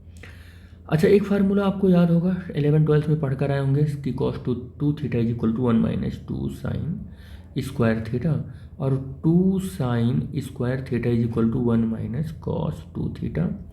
और फिर आगे और सॉल्व करें तो sine square theta is equal to 1 - cos 2 theta by 2 कर सकते हैं, ये वैल्यू आप लिख सकते हैं। उसी फॉर्म में इस इक्वेशन को थोड़ा सा हमें चेंज करना है, उसी फॉर्म में थोड़ा सा चेंज करना है। तो मैं इसको लिख सकता हूँ a स्क्वायर और 0 से l, और साइन देखो कैसे हम इसको चेंज कर रहे हैं, sine square n pi x upon 2l as it is रहेगा, और इज इक्वल टू 1 - cos और 2n पाई x अपान 2l और बाई 2 हो जाएगा। थोड़ा सा और इसको सही करें तो 1 - cos और n पाई x अपान l हो जाएगा, और ये बाई 2 हो जाएगा, ये बाई 2 हो जाएगा। 2 से ये वाला 2 और ये वाला 2 कैंसिल हो जाएगा, ठीक है, ये हो जाएगा इतना। तो आई होप ये इतना तक समझ में आ रहा होगा और यहाँ तक कभी तक कोई मिस्टेक नहीं हो रही है। चलो सही है फिर इतना। ये वैल्यू साइन स्क्वायर किसके इक्वल है? ये sine square N pi x upon 2l के इक्वल है। इसकी जगह पर ये वैल्यू रख दो। तो इसकी जगह पर ये पूरी वैल्यू रखी जाएगी। क्या रखी जाएगी? 1 minus cos n pi x और n pi x by l और बाई 2, और ये वैल्यू हमने रख दिया और ये हो जाएगा डी एक्स इक्वल टू 1। ये 2 इसमें 1 में मल्टीप्लाई हो जाएगा, या मैं इसको ऐसे लिख दूँ कि ए स्क्वायर इंटू 1/2 और 0 से l 1 minus cos n pi x by l, और ये हो जाएगा डी एक्स और इक्वल टू 1। ऐसा भी लिख सकते हैं इसको, या ए स्क्वायर और इंटीग्रेशन 0 से l 1 minus cos n pi x by l और डी एक्स, और ये 2 हो गया। और ए स्क्वायर, अब इसका डिफरेंशिएशन हो जाएगा, डिफरेंशिएशन होगा तो कितना हो जाएगा? 0 से एल और ये डी एक्स और माइनस 0 से एल और ये cos n pi x by l और ये डी एक्स, और is equal to 2। Equal to 2 है, ये 0 नहीं है, 2 है। और ये ए स्क्वायर और ये इंटीग्रेशन इसका हो जाएगा, तो इसमें बचेगा केवल एल और माइनस यहाँ पर इंटीग्रेशन होगा तो क्या बचेगा? तो इंटीग्रेशन करो तो कॉस का हो जाता है साइन और एन पाई एक्स अपान एल, ये हो जाएगा। और उल्टा होकर क्या बचेगा? उल्टा होकर बचेगा एल अपान एन पाई, एल अपान एन पाई, ये बचेगा। और लिमिट कितनी है? लिमिट भी तो है यार, इसकी लिमिट 0 से एल है। ये लिमिट कितनी है? 0 से एल है, 0 से एल है, ठीक है। लिमिट इक्वल टू 2 है, ठीक है, ये लिमिट है इसकी। ए स्क्वायर एल हो जाएगा माइनस ए स्क्वायर और एल अपान एन पाई, और लिमिट हो जाएगी साइन एन पाई एक्स अपान एल, और लिमिट 0 से एल और इक्वल टू माइनस ये इक्वल टू 2। लिमिट अप्लाई कर दो, अब ए स्क्वायर एल हो जाएगा, और यहाँ पर कितना हो जाएगा? ये कॉस का इंटीग्रेशन क्या होता है? ठीक ही है मेरे ख्याल से, कॉस का इंटीग्रेशन माइनस होता है, साइन का तो कॉस होता है, यही होता है, साइन थीटा ही होता है। तो क्या हो जाएगा यहाँ से हम लोग ध्यान दें तो ए स्क्वायर इंटू एल अपान एन पाई, और पहले अपर लिमिट रखेंगे तो साइन एन पाई और एल रखेंगे एल बाई एल माइनस फिर लोअर लिमिट रखेंगे, तो ये पूरा का पूरा 0 इक्वल टू 2 हो जाएगा। ए स्क्वायर एल और ए स्क्वायर इंटू एल अपान एन पाई, और ये पूरी वैल्यू एल से एल कैंसिल हो जाएगी, और साइन एन पाई है और माइनस ये 0 हो जाएगा और इक्वल टू 2। और याद रखना मत भूलना कि एन की वैल्यू यहाँ 2 है, 4 है, 8 है, 6 है और 8 है, डॉट डॉट डॉट, और यहाँ इवन इंटीजर है, इवन इंटीजर है। कोई भी वैल्यू रखो तो ये वैल्यू आपको साइन एन पाई है, ये साइन एन पाई है, एन पाई है। तो ये वैल्यू अगर आप रखते हो ना, साइन एन पाई की पूरी वैल्यू रखते हो आप, और देखते हो कि 2 3 4 5 रखते हो, तो ये पूरा का पूरा जो ब्रेकेट है ना, ये पूरा सॉल्व होकर 0 आ जाएगा, ये पूरी वैल्यू 0 हो जाएगी, कोई भी वैल्यू रख लोगे आप। तो आपको ए स्क्वायर एल इक्वल टू केवल 2 मिलेगा, केवल और केवल 2 मिलेगा, ठीक है। जब आप एन की वैल्यू 2 4 6 8 रखोगे ना ऐसे, तो ये पूरी वैल्यू सॉल्व होकर 0 मिल जाएगी।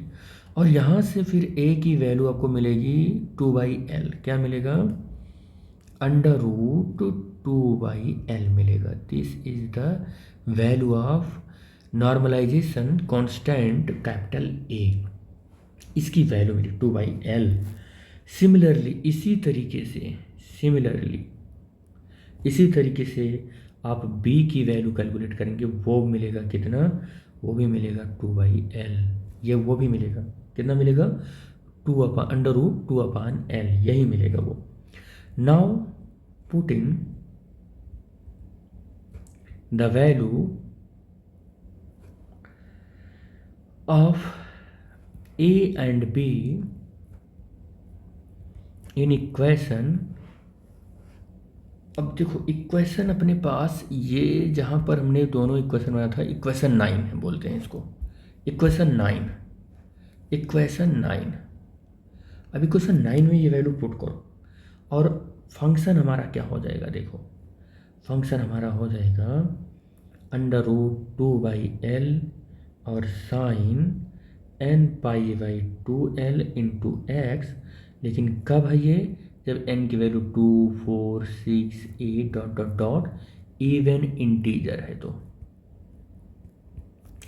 और ये वैल्यू 2/√L है और ये क्या है cos और n π/2L और इंटू एक्स है ये वैल्यू।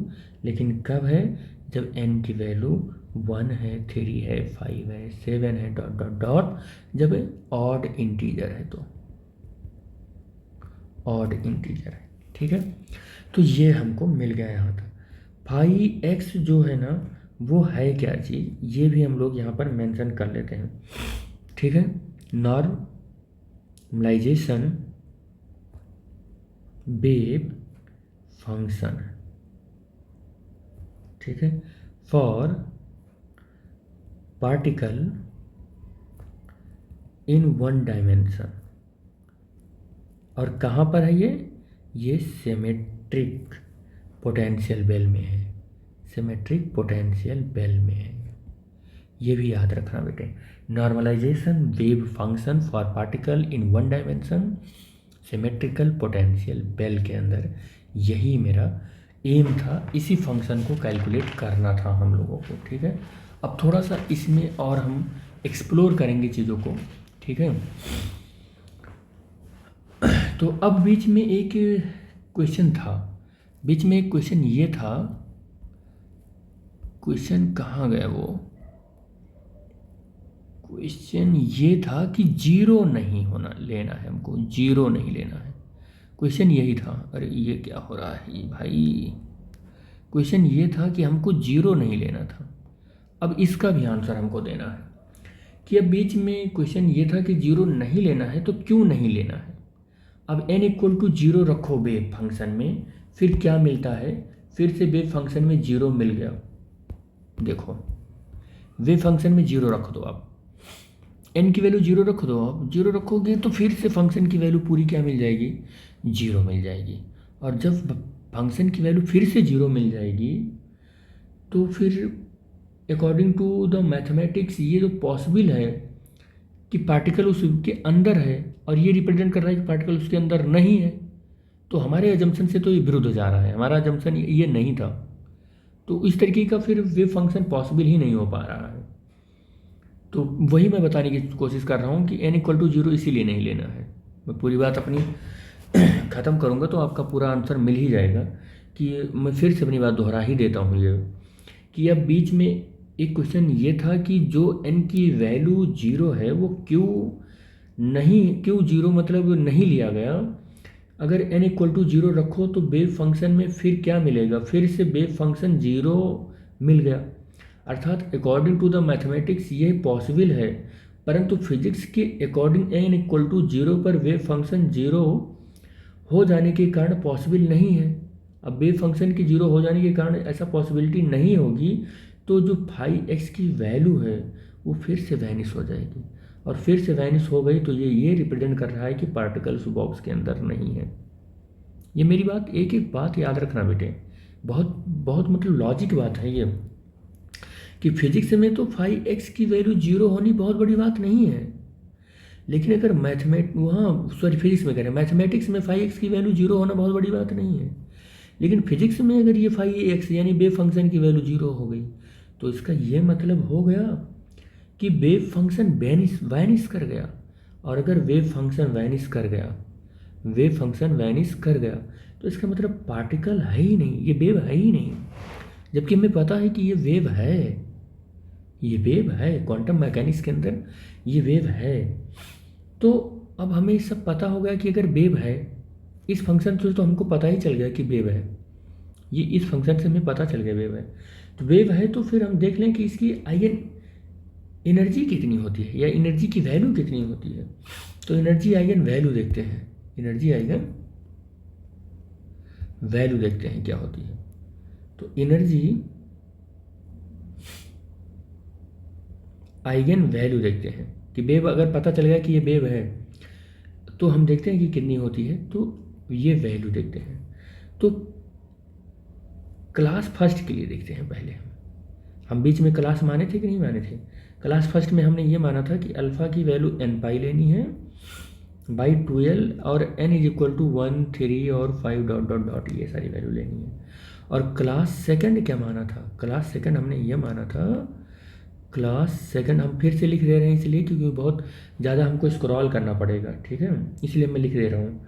क्लास सेकंड में हमने ये माना था कि अल्फ़ा की वैल्यू n पाई लेना है और 2l, और n की वैल्यू हमको क्या लेनी है 2 4 6 और 8 dot dot dot even integer लेना था, हमको इंटीजर लेना था, और इसमें हमको ऑड इंटीजर लेना था,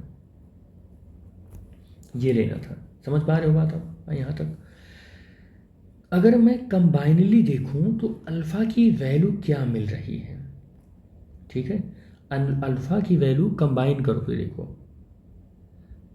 कंबाइनली अगर आप देखो तो अल्फ़ा की वैल्यू क्या मिल रही है n पाई अपन 2l, और n की वैल्यू 1 2 3 4 5 6 पूरी वैल्यू मिल रही है, बस जीरो को छोड़कर, एक्सेप्टेड जीरो को छोड़कर पूरी वैल्यू मिल रही है अगर कंबाइन करते हैं तो।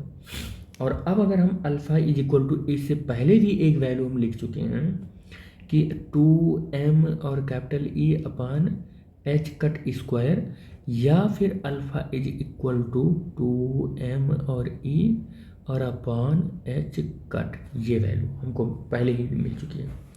तो अगर ये दोनों वैल्यू हमको याद है अच्छे से तो इन वैल्यूज़ का क्या करो आप कंपैरिजन करवा दो।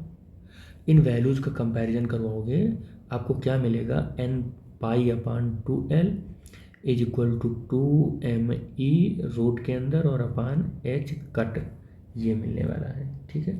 और e इज इक्वल टू, दोनों साइड का स्क्वायर करो पहले, n स्क्वायर पाई स्क्वायर और upon 4l square is equal to 2m और e और h कट का स्क्वायर, और e is equal to cross multiply कर लो तो क्या मिलने वाला है e is equal to pi square n square और h कट स्क्वायर अपान, यहाँ मिलेगा 4l स्क्वायर, और ऐसे ना लिखो आप, इसको लिखो 8 और m और l स्क्वायर, ऐसे लिख लो आप 8ml स्क्वायर, ठीक है। और फिर आप इसको और थोड़ा सा करेक्ट करते हैं, क्या लिखते हैं n स्क्वायर और pi square h cut square, ऐसे लिखते हैं, और 8ml, हालांकि इसमें कोई बुराई नहीं है, बस थोड़ा अच्छा लगने के लिए ऐसा किया गया है, ठीक है, बस ये हो गया। और ये मत भूलना कि n की वैल्यू यहाँ पर क्या है 1 2 3 4 5 ये वैल्यू है, बस एक्सेप्टेड जीरो है, जीरो को छोड़कर है, बस ये वैल्यू याद रखना। तो हम इस इक्वेशन को कुछ इस फॉर्म में भी लिख सकते हैं, n स्क्वायर पाई स्क्वायर और h cut square upon 8m और l स्क्वायर, और n is equal to 1 2 3 4 dot dot dot, ये वैल्यू होगी, ठीक है। तो ये वैल्यू भी आप याद कर सकते हैं, ठीक है। अब अगर मैं देखूं कि n is equal to 1 for ground state, n equal to 1 यानी कि फॉर ग्राउंड स्टेट, तो E1 कितना आएगा, तो E1 इज इक्वल टू आ जाएगा 1, यहाँ पर n की जगह पर 1 रख लो बस, तो आ जाएगा pi square h cut square अपान 8ml स्क्वायर, ये वैल्यू आ जाएगी। और इसके लिए अगर आप आइगन फंक्शन लिखना चाहते हो तो आप क्या लिखोगे, φ1 इज इक्वल टू ये 2 अंडर रूट अपान क्या आ जाएगा l और cos पाई x अपान 2l आ जाएगा, ठीक है ये। और अगर E2 के लिए लिखना चाहते हो, E2 के लिए लिखना चाहते हो तो ये 4 pi square h cut square अपान 8ml स्क्वायर हो जाएगा। और इससे एसोसिएटेड दो आइगन फंक्शन होगा, यानी कि ग्राउंड स्टेट छोड़ दो, अब आप ये ग्राउंड स्टेट में था, अब n इक्वल टू आपने 2 रखा है तो फर्स्ट एक्साइटेड स्टेट है ये, फर्स्ट एक्साइटेड स्टेट है ये, एक्साइटेड स्टेट है ये। तो इससे एसोसिएटेड जो फंक्शन मिलेगा वो मिलेगा √2/L और साइन साइन और 2πx/2L मिलेगा। इसी तरीके से अगर आप E2 = देखेंगे अच्छे से तो 4E1 आ रहा है। आप यही देखेंगे किस पर आया है, ये n = 2 पर आया है। इसी तरीके से आप E3 चेक करेंगे ना तो 9E1 आएगा। किस पर आएगा, n = 3 पर। ऐसे आगे E4 आप चेक करेंगे ना तो ये 16E1 आ जाएगा। किस पर आएगा, n = 4 पर आएगा ये। और ऐसे इसी तरीके से अगर आप चेक करते हैं तो E5 किसके आ जाएगा, 25E1 के इक्वल टू ये किसके आ जाएगा, n = 5 पर। ऐसे and so on dot dot dot dot dot dot dot dot dot dot dot dot ये सारी बातें आ जाएंगी। लेकिन अगर ये फर्स्ट एक्साइटेड स्टेट है तो ये क्या है, ये सेकंड एक्साइटेड स्टेट है। सेकंड एक्साइटेड स्टेट है। ये क्या है, ये थर्ड एक्साइटेड स्टेट है। ठीक है, ऐसे ये क्या है, ये फोर्थ एक्साइटेड स्टेट है। यानी कि आप देख रहे हो ये फर्स्ट एक्साइटेड स्टेट है। गड़बड़ हो गया, देखो गड़बड़ हो गया। हम 2 वाले फर्स्ट एक्साइटेड स्टेट होता है और थर्ड ये हो गया, ये फर्स्ट हो गया, ये 2 हो गया, ये इतना हो गया, ये फिफ्थ हो गया, ये फोर्थ एक्साइटेड स्टेट है। देखो ये जब n = 2 रखते हैं ना तो बेटा वो फर्स्ट एक्साइटेड स्टेट मिलता है। n = 3 रखते हैं ना तो सेकंड एक्साइटेड स्टेट मिलता है। n = 4 रखते हैं ना तो थर्ड एक्साइटेड स्टेट मिलता है। यानी कि जब हम n रखेंगे यानी कि En पर जब हम जाएंगे तो यहाँ पर क्या मिलेगा, n² E1 मिलेगा। और फिर वो वैल्यू जो रहेगी वो n ही रहेगी। और ये कौन सा एक्साइटेड स्टेट रहेगा बताइए आप, तो ये n-1 एक्साइटेड स्टेट रहेगा। एक्साइटेड स्टेट रहेगा, ठीक है, n-1 एक्साइटेड स्टेट रहेगा। और इससे एसोसिएटेड जो भी हमारा वो बन रहा है वेव फंक्शन, वो वेव फंक्शन आई थिंक आप समझ गए होंगे कि क्या बनेगा। देखो यहाँ पर क्या बना, 1π बना, 2π बना। जब हमने n = 2 रखा, n = 3 रखेंगे तो 3π बनेगा, 4π बनेगा। और इससे एसोसिएटेड जो वेव फंक्शन बनेगा वो √2/L और हमारा n-1। अब हमें ये देखना है कि n हमारा इवन है कि ऑड है। इवन होगा, मान लो इवन है तो साइन हो जाएगा, ऑड होगा तो कॉस हो जाएगा। ठीक है, तो ये आप ऐसे फंक्शन आप लिख लेना। ठीक है, तो मैं फंक्शन इसका नहीं लिख रहा हूँ। आगे बढ़ते हैं हम लोग। फाई और एक्स, फाई किसके लिए, n के लिए लिख ही देता हूँ, चलो लिख देता हूँ। तो 2/√L और साइन nπx/2L अगर रहेगा तो n = 2 4 डॉट डॉट डॉट रहेगी। और √2/L ये रहता है तो cos nπx/2L, तो n = कितना रहेगा, 1 3 और 1 3 गड़बड़ हो रहा है, 3 और 5 डॉट डॉट डॉट ये रहेंगे। यानी कि energy eigen value are non degenerate. ये बात यहाँ से सामने आ रही है। क्या सामने आ रही है कि energy eigen value are non degenerate, non symmetric potential well, or which indicates that energy level are not equally spaced, but the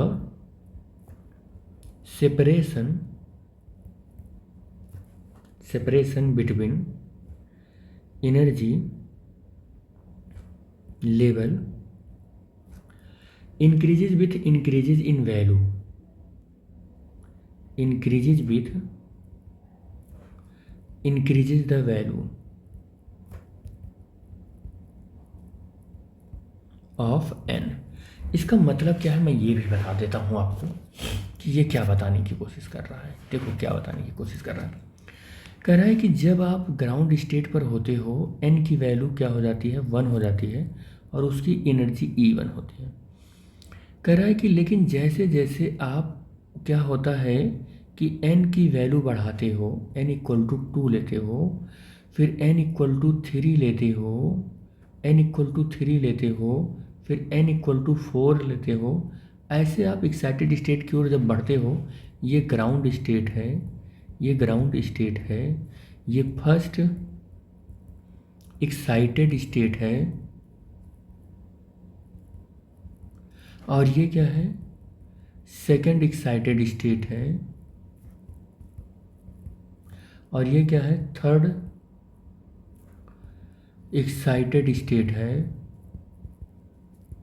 ऐसे जितने भी एक्साइटेड स्टेट है या ग्राउंड स्टेट हैं, आप देखते हो ये इक्वली स्पेस्ड नहीं होते हैं।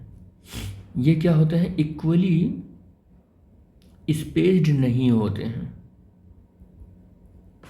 इक्वली स्पेस्ड नहीं होते हैं। यही कह रहा एनर्जी आइगन वैल्यू और नॉन डीजेनरेट, ये इसको डीजेनरेट नहीं कर सकते हैं और नॉन सिमेट्री भी नहीं हो सकती है पोटेंशियल वेल के अंदर, और which the indicates that energy level are not equally spaced, energy level भी इक्वली स्पेस्ड नहीं है। ये क्या है, एनर्जी लेवल है, ये क्या है, ये एनर्जी लेवल इक्वली स्पेस्ड भी नहीं है। But separation between energy levels increase, और सेपरेशन आप देख रहे हो ये इंक्रीज हो रहा है, यहाँ 1 सेंटीमीटर तो 2 सेंटीमीटर 3 सेंटीमीटर। मैं एग्जांपल के तौर पर बता रहा हूँ, ऐसा नहीं कि 1 सेंटीमीटर ही होता है ग्राउंड स्टेट और फर्स्ट एक्साइटेड स्टेट के बीच में। मैं बता रहा हूँ कि ये इंक्रीज होता है एनर्जी लेवल के बीच में स्पेस जैसे जैसे वैल्यू ऑफ n इंक्रीज कर जाती है। यानी वैल्यू ऑफ n इंक्रीज करेगी तो एनर्जी स्पेस के बीच में स्पेस बढ़ता चला जाता है। ये बात भी आप अपने दिमाग में रखो, kept in mind if n is increases then the energy level की डिस्टेंस जो है वो इंक्रीज हो जाएगी, या एनर्जी सेपरेशन वो इंक्रीज हो जाएगी बेटा, ठीक है। तो बस ये लेक्चर थोड़ा लेंथी चला गया, लंबा चला गया, 1 घंटा 27 मिनट 28 मिनट का ये लेक्चर बन रहा है। तो बस इस लेक्चर में यहीं तक, नेक्स्ट लेक्चर में हम लोग मुलाकात करेंगे। Thanks for watching the video, thank you बेटा।